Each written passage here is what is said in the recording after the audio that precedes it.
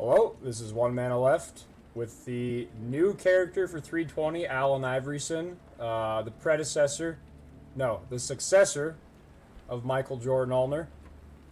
Now, we're playing this build again in Sanctum. Fundamentally, not a whole lot has changed, but we have had a lot of people coming along and playing the build. I've been streaming it, and we've been getting some people in chat playing the build, asking questions and whatnot, and I'm going to go over 4 things that have been the most asked questions. Some of them are maybe a bit of a repeat of the last video, but going in more depth.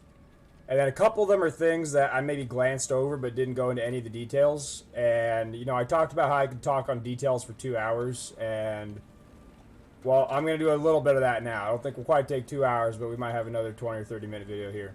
So the 4 topics I'm going to go over. The first one is going to be the mana sustain loop. This is probably the only one that's a true repeat from the last video, but just because it's the entire build, right?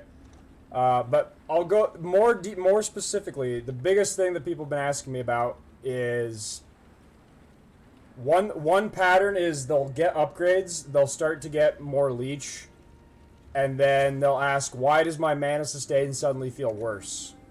Well, let's show an example of this, okay? So one thing that can happen is, actually a tier 11 map is perfect for this. If you get to the point where your damage is really high, what can happen is you start to just kill stuff too fast. It's not actually getting cycloned, and then you don't leech because of that. Because if you're not actually hitting anything, you're not leeching. So if you're doing your normal cycloning, cast when channeling loop, and you're not leeching anything back, you're going to be all the time. And on easy content, this is going to happen. This is what I talked about in the video where I said I can't really show the mana loop in tier 16 maps. Watch what happens here, okay? You're going to see me, I'm just going to hold down Cyclone as if I had like Stampede on. I'm off-screening stuff with Arc, okay? Now the cloak's going to fall. Okay, we're back up again. Just watch our mana. I'm just going to keep holding Cyclone. We are basically always out of mana the whole time. And why is this? Well, nothing's being hit. Nothing's ever in range of Cyclone to hit. We've just gotten to the point where we're just off-screening stuff with Arc, and we're not getting any leech. It's not that our leech is bad, we're just not getting anything because it's dying before I get to it with Cyclone. The contrast of this is if you looked at a hard map or hard content, what would happen is there's always going to be something to hit.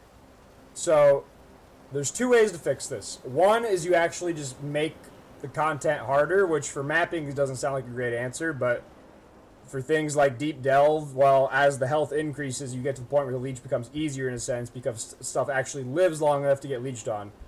But the other thing is just, it's a bit of a playstyle habit thing, and switching from Stampede to Rare Boots is a kind of a pain point where people have this issue. When you're Stampede, you're 150% move speed, so there's no penalty for cycloning the entire time. You kind of instinctively want to cyclone the entire time, but when you switch to Rare Boots, even with the Divergent Cyclone, you're still 25% slower when you're cycloning. So this just builds good habit that when there's nothing to hit, there's nothing in front of you, you just have wide open real estate like this, you should not cyclone from point A to point B, you should run. And this isn't like something you should actively be thinking about it. Once you kind of play with it more, it just feels right because it's faster. If there's nothing to hit, you run. If there is something to hit, you cyclone. So you saw me do that outer lap, playing by holding Cyclone the whole time. Watch what happens when I play this way instead, okay? If there's nothing to hit, I'm not gonna Cyclone. If there's something to hit, I'm gonna Cyclone. I'm only gonna Cyclone when there's something immediately in front of me to hit.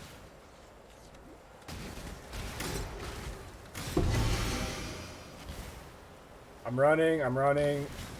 Oh, stuff to hit, we're gonna Cyclone. Boss to hit, we're gonna Cyclone.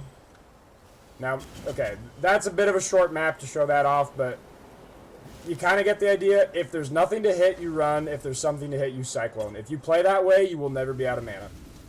But, the flip side of this is let's just see what happens in really hard content. So, this is going to be a tier 3 Azerite node at 1050 depth. This should be a good illustration that you really shouldn't have issues if stuff lives long enough. So I'm going to show off the loop on this Azurite node. I'm still going to follow the same practice. There's nothing to hit, so I'm not cycloning. Now there's something to hit, so I'm cycloning. Anytime I get a gap in monsters, I'm just going to run.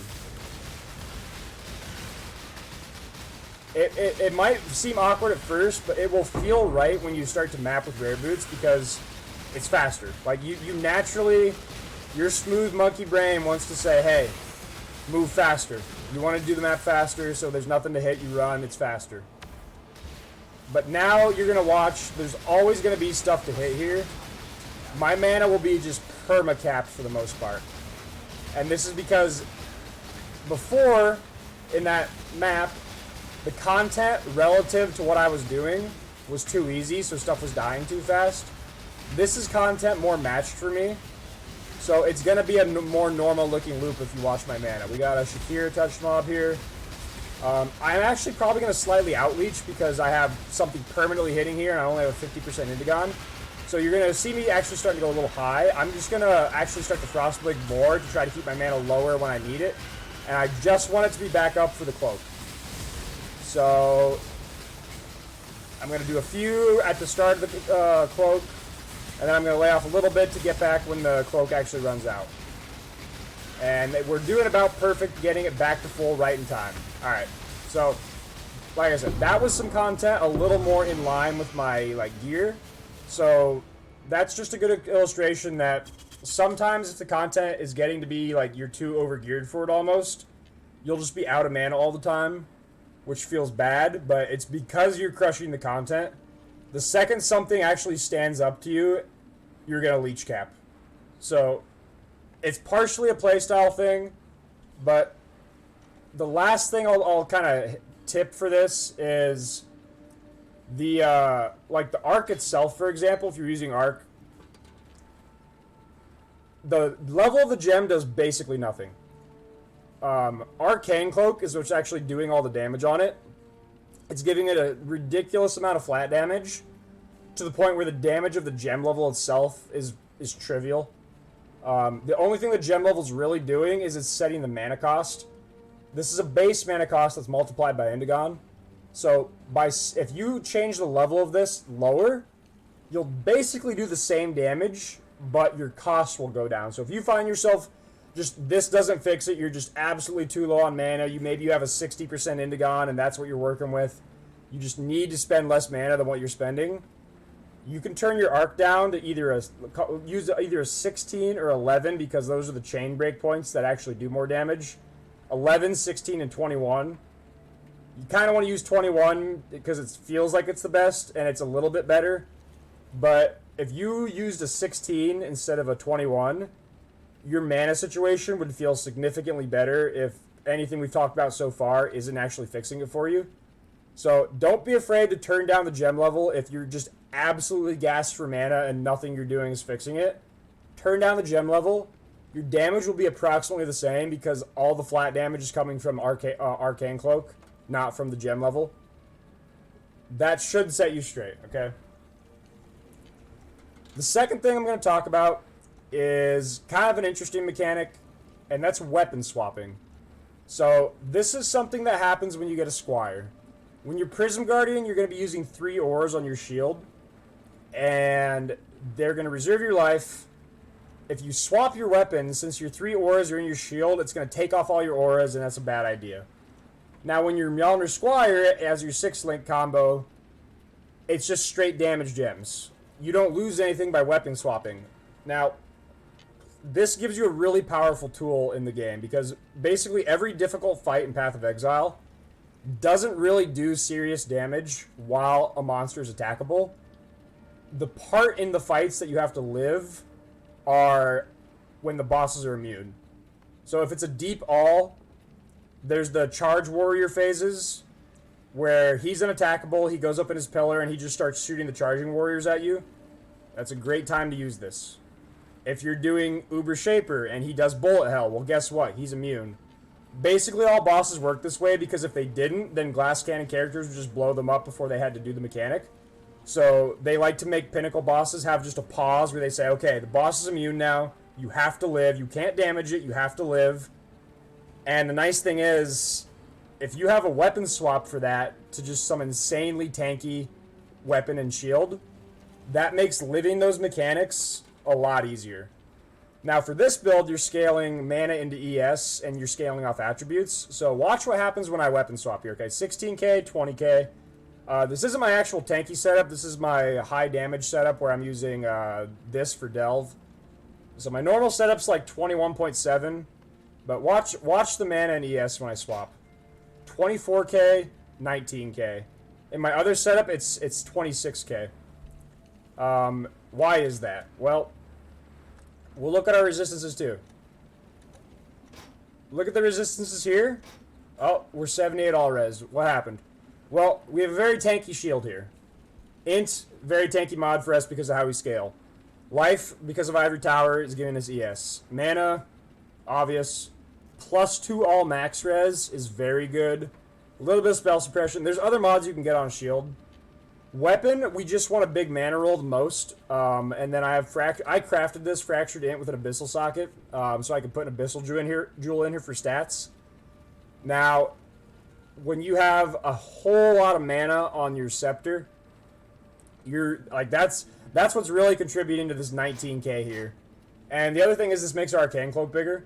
So like right now my Arcane Cloak is 10.5k, but like in my weapon swap it's also going to be bigger. I'll let it come off cool on here a second. Instead of 10.5k, now it's 12.3k. So the cloak got 2k bigger as well. So my effective HP pool went up by 6,000 on this weapon swap. And I gained a little bit of suppression. I gained +2 all max res. You can actually stack the Abyss Jewel with other mods like an Ignite Immune or stuff like that. Like there's some really wacky stuff you can do. I haven't really pushed this to the limit yet. This is just kind of the first set I bought. But okay, so I've described some bosses where this is useful on. Let me just show you a highlight clip here from an Uber Maven I did like 3 days ago. It was right after I swapped Squire. I had my old weapon swap on. What you're going to see is you're going to see Maven do her memory game, which this is maybe a bad example because you don't need to tank this mechanic. I'm just doing this to flex, but this is Uber Maven in Sanctum League. Her memory game does like 300 or 400k raw elemental damage. This kills very tanky characters. You're going to see me doing my normal damage with Mjolnir on. Then you're going to see my damage shoot up. Or you're going to see my ES and mana shoot up when I swap, and you're going to see me suddenly able to tank this. So I got a clip here. I'm going to... Forgive my like really ghetto streaming setup. I'm not the greatest at this. Oh, hang on. Webcam off. All right. So I'm going to shut up here and just show you this little 30-second clip or 23-second clip. But you'll notice, watch the mana and ES go up, and watch what we can do with the power of the weapon swap. So when I was born, the big man up top approached me, and he gave me a decision. He's like, Connor, son, you can either have a gigantic dick or a great memory. You know what I picked? I don't remember.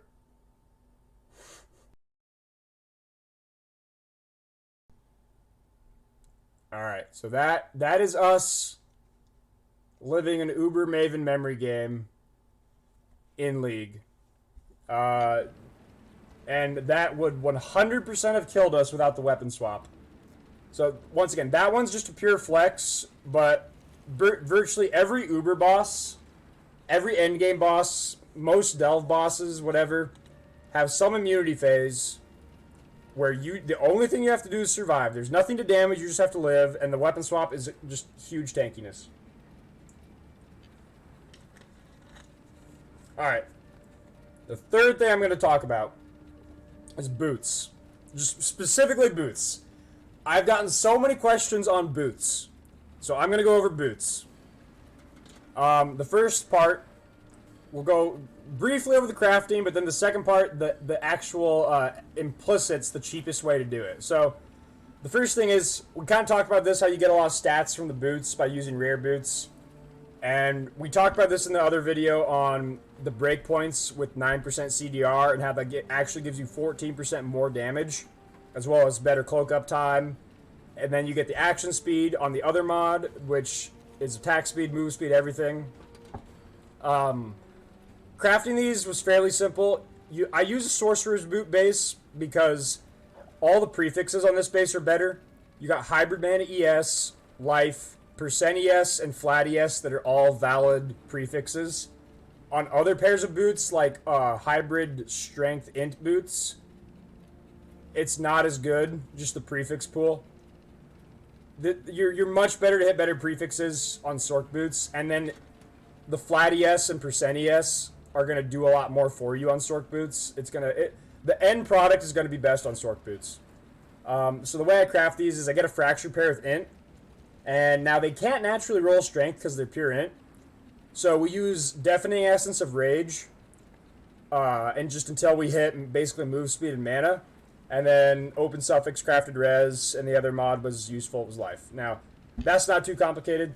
Getting the implicits, this might actually cost you more than the boots themselves to get the mods on them, or the base even. The cheapest way to do this, I don't even think there's any wiggle room in this. I think this is just strictly the cheapest way to do this no matter what. The first thing you're going to do is you're going to buy Tier 3 Grand Ichors. It's like 1 in 40 to hit. You're going to roll until you hit 7% CDR. Next, you're going to use an Exceptional Ember Tier 4 on the boots. You do not care what you hit anything. You use 1. Now you have Tier 3 on the CDR, Tier 4 on whatever Ember mod you get, you don't care. You're going to Orb of Conflict. This is more likely to hit the lower mod. That's why we throw the Tier 4 Ember on. I don't know what the odds are at 4-3. It's probably like 65-35.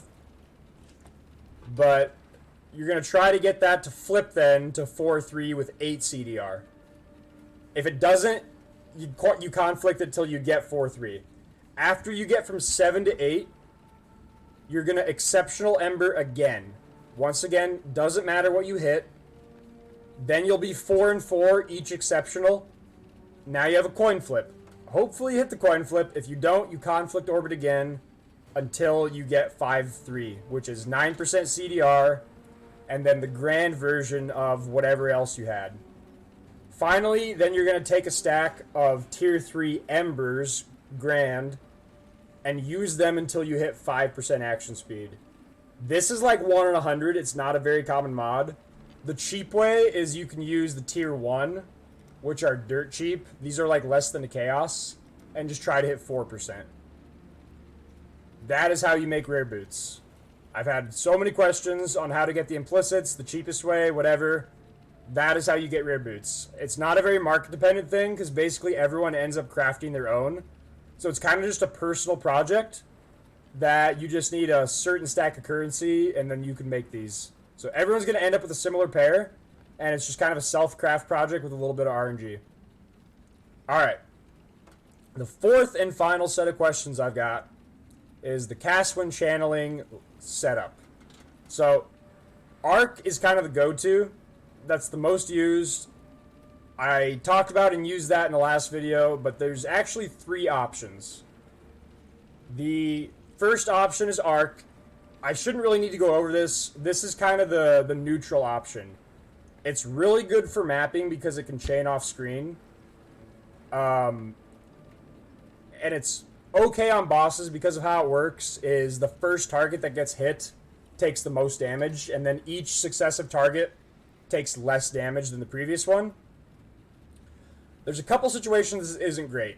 One is it's actually not necessarily the highest damage gem for raw damage. It does have good shock scaling, but it's not the best shock gem. And finally, on a lot of targets, it doesn't hit many things. Like if I'm in Deep Delve, like that Tier 3 Azurite node I just did, if there's 50 things I can be hitting underneath me, Arc's going to hit 9 of them. Only the first one's going to take full damage. By the time you're at the 7th or 8th, they're going to be taking no damage. and the other 41 monsters aren't going to get hit at all. They're not going to get shocked. They're going to be getting hit by Manabond, but they're not going to get shocked. So there's two other gems you can use, and they actually kind of split arc. And you can even maybe make the argument that if you have these two gems, you don't need arc, because one of these two gems is much better for very difficult content, like Deep Delve or Pinnacle bosses. The other gem is better for easy content. You know, we said arc's good for mapping because you can chain stuff off screen. Well, there's now, in my opinion, a better gem for very easy content that you just want to do fast. So, the first one, you saw me do that Tier 3 Azerite node with Anomalous Shock Nova. This is my preferred gem for difficult content. The first thing you'll notice is it has plus 10 max effective shock. So we're not 50% shocking, we're 60% shocking.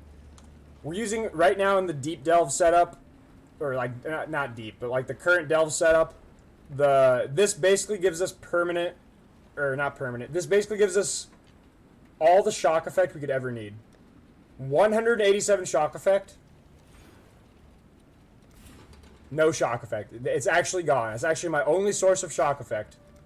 187 shock effect. This means a 21% shock otherwise now becomes a 60% shock. And a 21 shock is very easy to hit. So this pretty much 60% shocks everything. It's also got the advantage that it hits everything. So in that scenario, I'm doing a Deep Delve node, and there's 50 monsters that are hittable. It hits all 50. It also hits twice. There's two rings. There's a ring around me that's like this big, and then there's an even bigger ring. And for the most part, you can make sure things are getting hit by both.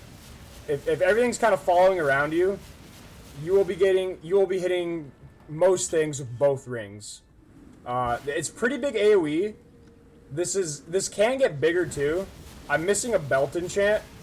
I'm missing hang on, let's look how big it can get. Like on Michael Jordan, I had a belt enchant, which I'll get eventually, and I had a Mjolner corrupt.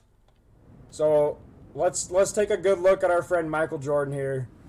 And he's a little bit bigger than our other character, just because he's, you know, whatever. Look how big it is on him. That is a large shock nova. So it gets pretty big. It's more damage when you factor in the double hit. It's bigger shock. It hits everything. For deep delve or maybe uber bossing, I would recommend it. And then on the anomalous, you've got the tag that shocks as if dealing 115% more damage at 23 quality. Because the main reason for the cast when channeling link is 1 to meter mana, but 2 to generate shocks, because we use Ellie Focus in Manabond, so it can't shock. So we're just kind of going all in on shock with our cast when channeling, and this is kind of the best tool for that. Now, we're going to end the video on the most fun thing. This is the final gem you can use, and this is kind of just a mistake. Like, there's people that play Flicker Strike that think, I am the superior movement character. I play Flicker Strike. I'm the fastest man alive. I said that art kind of splits the difference because it's good for speed content and it's okay for bossing. Well, we've seen a gem that's potentially better for like bossing and difficult content. It's time to look at something that's just like, this is some degenerate shit. This is, I don't even think I should describe this. I think I should just do it. I'm just going to show you guys something that should just shake you to your core. This is the high end. This is the absolute high end of speed for this build. Alright? I'm going to put a strand map in. And I'm going to tell you that I'm Barry Allen and I'm the fastest man alive.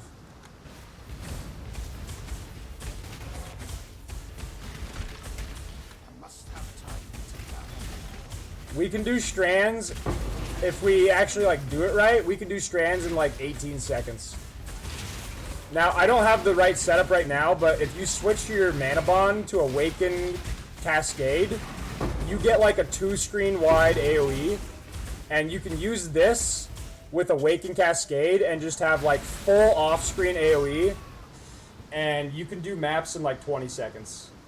It's obviously better in like outdoor maps, but like I don't even know if I need Quicksilver in this setup. Like look how fast I just crossed the map again with just no Quicksilver.